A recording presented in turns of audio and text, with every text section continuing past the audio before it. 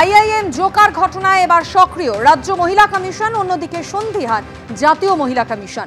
শতপ্রণোদিত মামলা রুজু রাজ্য মহিলা কমিশনে, আর এই ঘটনা নিয়ে সন্দিহান জাতীয় মহিলা কমিশনের সদস্য। আইআইএম জোকায় বয়েজ হস্টেলে ধর্ষণের অভিযোগ, আর সেই ঘটনায় এবার শতপ্রণোদিত মামলা রুজু করল রাজ্য মহিলা কমিশন। অন্যদিকে এই ঘটনা নিয়েই সন্দিহান জাতীয় মহিলা কমিশনের সদস্য।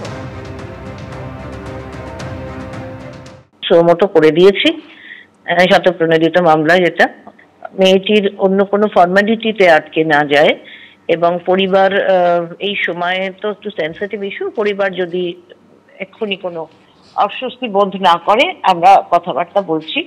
আমাদের হরিদেবপুর থানার সঙ্গেও কথা হচ্ছে, ওরাই আমাদের কনফার্মেশন দেবেন।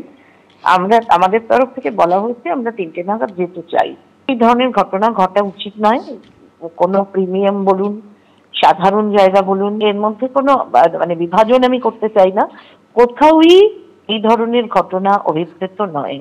শাস্তি না হলে মানুষ বোধহয় বুঝতে পারছে না, যারা এই ধরনের ক্রিমিনাল মাইন্ডেড, যারা এরকম কাজ করে ফেলছে, তারা হয়তো বুঝতে পারছে না যে এর একটা সাংঘাতিক চূড়ান্ত শাস্তি হতে পারে। আমরা যে খবরগুলো, ডেটাগুলো এখনো অবধি জোগাড় করেছি, তার মধ্যে খুব পরিষ্কার ভাবে কোনো জায়গায় রেপ কথাটা যিনি ভিকটিম তিনি উল্লেখ করেননি। তিনি লিখেছেন যে সেক্সুয়াল অ্যাসল্ট আমাকে কিছু খাইয়ে করা হয়েছিল।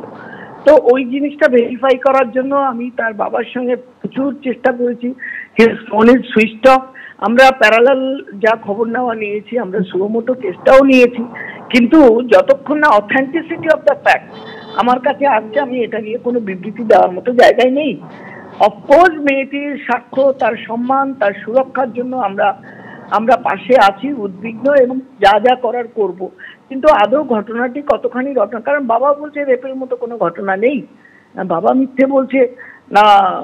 মেয়ের বয়ান, সে বয়ানেও কোথাও লেখা নেই যে তাকে রেপ করা হয়েছে, লেখা আছে তার উপর সেক্সুয়াল অ্যাসল্ট হয়েছিল, কিছু মাদক জাতীয় খাইয়ে দেওয়া হয়েছিল। বাকি পারিপার্শ্বিক কিভাবে ঢুকলো, কেন গেল, কি হয়েছিল, সেগুলো তো পরের প্রশ্ন। কিন্তু যেটা প্রশ্ন, আদৌ তার উপর সেক্সুয়াল অ্যাসল্ট, রেপ বা সেরকম ঘটনা ঘটেছিল কিনা। দেখুন, বিষয় হচ্ছে যে এতগুলো ঘটনা ঘটলো রাজ্যে কোনো মহিলা কমিশন আছে বলে আমরা তো টের পাই, কিন্তু যেই মাত্র এটা কেন্দ্রীয় সংস্থা, সঙ্গে সঙ্গে শতপ্রণোদিত হয়ে কাজে নেমে পড়তে চাইছে রাজ্য মহিলা কমিশন। আর ইতিমধ্যে ওর মেয়েটির বাবার যে স্টেটমেন্ট পাওয়া যাচ্ছে, সেই স্টেটমেন্ট তো আবার আরো মারাত্মক, যে পুলিশই এটা ষড়যন্ত্র করেছে এবং তার মেয়ের সাথে এই জাতীয় কোনো ব্যাপার হয়নি। অতএব আমরা মনে করি যে রাজ্য মহিলা কমিশন হঠাৎ করে নেমে পড়া আর পুলিশ সক্রিয় হয়ে এই মামলায় ঢুকে পড়া, এই সমস্ত বিষয় নিয়ে কিন্তু একটা দ্বন্দ্ব রয়ে গেছে। সেই জন্য এখানে দরকার নিরপেক্ষ তদন্তের, অর্থাৎ পুলিশের ওপরও তদন্ত চালানো উচিত এবং ঘটনার ওপরও তদন্ত চালানো উচিত বলে আমরা মনে করছি। তার কারণ এই ঘটনার মধ্যে রাজনৈতিক গন্ধ আমরা হইতে শুরু করেছি এবং মহিলা কমিশন, রাজ্য মহিলা কমিশনের অতি সক্রিয়তা থেকে এটা আরো দারুণভাবে স্পষ্ট হচ্ছে। রাজ্য সরকারের পরিচালিত এবং রাজ্য সরকারের প্রতিষ্ঠিত যে রাজ্য মহিলা কমিশন, যাদেরকে চিহ্নিত করেছে, যাদেরকে বসিয়েছে ক্ষমতায় মমতা ব্যানার্জি, তারা জোকার কাণ্ড নিয়ে পশ্চিমবঙ্গ রাজ্য সরকারের ব্যর্থতার প্রশ্নে কখনো কি একটা মন্তব্য করবে? কত করবে না। আজ পর্যন্ত পশ্চিমবঙ্গ রাজ্য মহিলা কমিশনের রেকর্ডটা কি আছে? তারা এত যে ঘটনা ঘটছে, প্রতিদিন ধর্ষণ, খুনের যে এত ঘটনা ঘটছে, বাংলার মা বোনদের তো এখন প্রতিদিন তাদের একটাই চিন্তা, কি করে আমরা আমাদের ইজ্জত রক্ষা করব।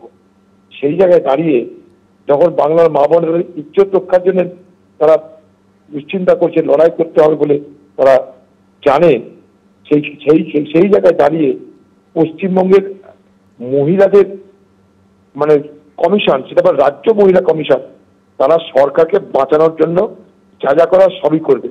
সরকার এই রাজ্য মহিলা কমিশনকে পাঠিয়ে তারা চেষ্টা করবে গোটা ঘটনাটাকে এদিক ওদিক কি করে করা যায়, রাজ্যের ঘাট থেকে দোষ কি করে নামিয়ে দেওয়া যায়, তার চেষ্টা করবে, আর ওই থেকে কেন্দ্রের জাতীয় মহিলা কমিশন তারা যে চেষ্টা করবে কি করে রাজ্যের ঘাড়ে দোষটা চাপানো যায়।